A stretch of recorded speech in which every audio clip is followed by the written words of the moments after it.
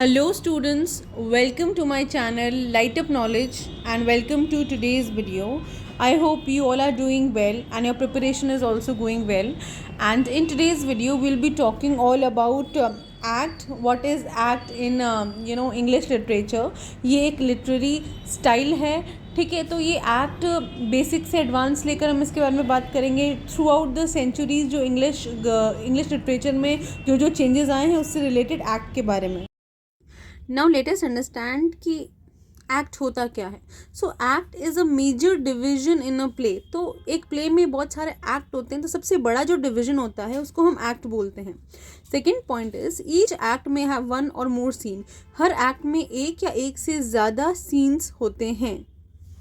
Late us jump into the history of acts, जहाँ पे हमें पता चलेगा कि throughout the centuries English literature में एक्ट्स को लेकर कौन कौन से चेंजेस आते हैं. ठीक है, सो ग्रीक प्लेज वो performed as continuous wholes with interpolated comment from the chorus. तो जो ग्रीक प्लेज होते थे वो कंटिन्यूसली परफॉर्म किए जाते थे, और कंटिन्यूसली परफॉर्म करने के चक्कर में जो इंटरप्शंस होते थे, ठीक है, वो कोरस के थ्रू, मीन्स जो repeated lines of a song या फिर जो एक्ट या प्ले के जो लिरिक्स हैं उसको लेकर होते थे. ठीक है, तो बहुत कंटिन्यूसली परफॉर्म होते थे, और इंटरप्शंस कैसे होते थे? Through chorus. Horace appears to have been first to insist on 5-act structure. तो सबसे पहले 5-act structure पर emphasis किसने ले किया? कौन से लिटरेचरिस्ट ने ले किया? होरेस ने. At some stage during the Renaissance, the use of 5 acts became standard practice among French dramatists. तो रेनेसा पीरियड के टाइम पे जो फ्रेंच ड्रामेटिस्ट थे, ठीक है, उन्होंने कहीं ना कहीं इसको स्टैंडर्डाइज कर दिया था 5-act स्ट्रक्चर को. ठीक है, किसने? फ्रेंच ड्रामेटिस्ट ने. कौन से पीरियड के टाइम? रेनेसा पीरियड के टाइम.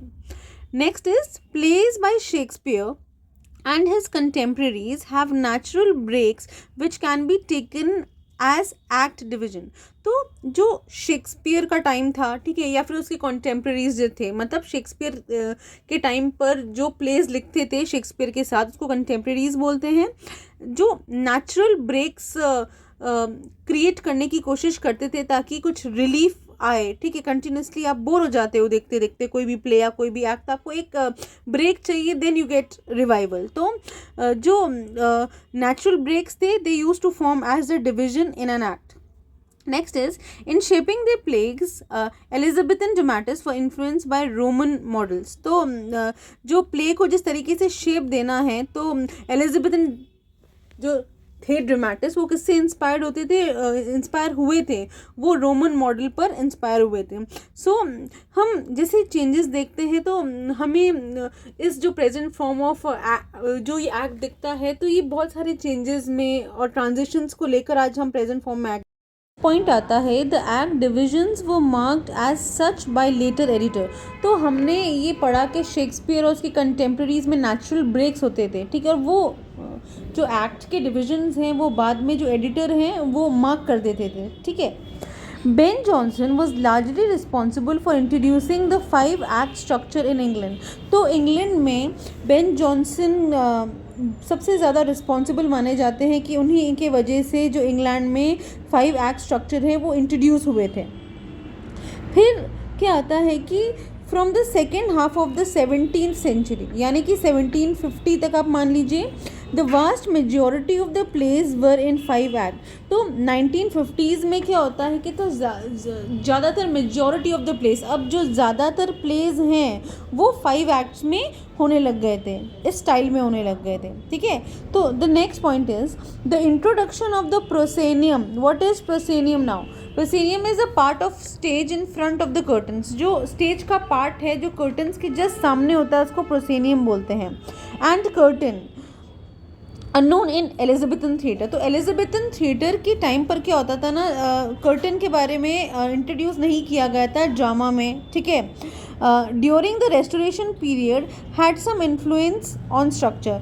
तो जो रेस्टोरेशन पीरियड के टाइम पर किसका इंट्रोडक्शन हुआ था? प्रोसेनियम का हुआ था और कर्टन्स का हुआ था.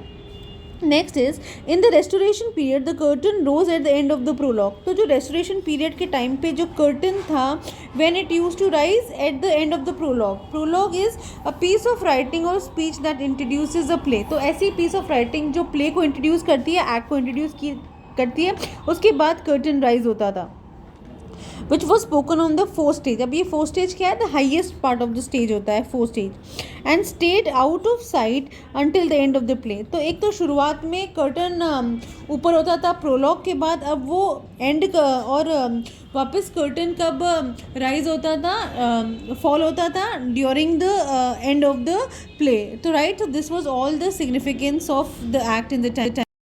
By century 1750 the curtains were होगा यहाँ पर, curtains were dropped regularly to mark the end of an act।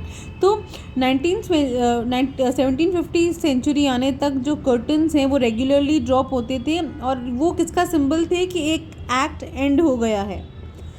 Ibsen cut the number of acts into 4। तो इब्सन ने जो नंबर ऑफ एक्ट्स है उसको घटाकर 4 कर दिया था, और जो dramatist like Chekhov and Pirandello also use 4 acts. तो इन सब ने भी जो एक्ट के डिवीजन है उसको 4 कर दिया था, ठीक है। Since early in the 20th century, most playwrights have preferred the 3-act form। तो जब 20th सेंचुरी आया तब जो प्ले राइटर्स थे, जो ड्रामेटिस्ट थे, वो प्रेफर करते थे कि 3 एक्ट का कोई स्ट्रक्चर बनाया जाए एक ड्रामा में।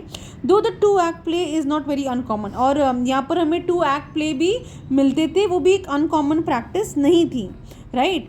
सो in modern production specially in the cases of 5 and 4-act plays there is only one curtain drop and interval। तो जो मॉडर्न प्रोडक्शंस हैं ड्रामा की, तो उसमें एक्ट का डिवीजन और जो कर्टन का ड्रॉप था वो कैसे होता था, ठीक है। स्पेशली अगर हम बात करें कि किसी प्ले में अगर 5 एक्ट्स होते हैं या 4 एक्ट्स होते हैं तो उसमें एक बार ही कर्टन ड्रॉप होता है, ठीक है, और एक ही इंटरवल आता है।